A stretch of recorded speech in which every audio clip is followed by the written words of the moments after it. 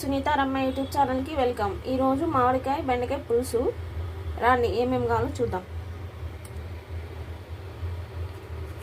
ఇదేం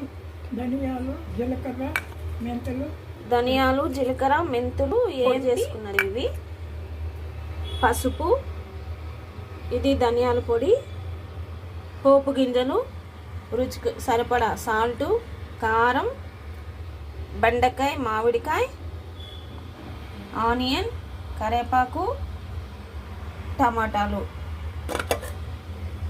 చింతపండు పులుసు. ఇప్పుడు ఎలా తయారు చేస్తారో చూపిస్తాను. తిరమాత గింజలు వేసేసామా. ఇప్పుడు ఆనియన్ కరివేపాకు వేసాను, టమాటా పసుపు ఉప్పు వేసేసావా.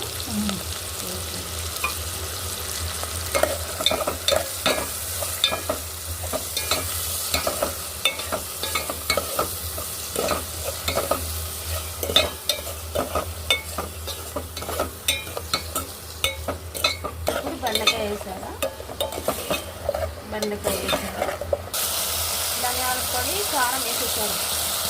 ఇప్పుడు చింతపండు పులుసు పోసిండు. ఇది మరగాల కాసేపు. ఇప్పుడు మామిడికాయ వేసేస్తున్నావా.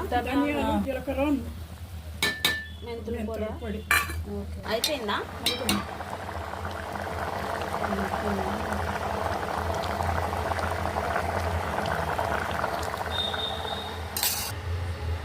వేడి వేడి బెండకాయ పులుసు రెడీ.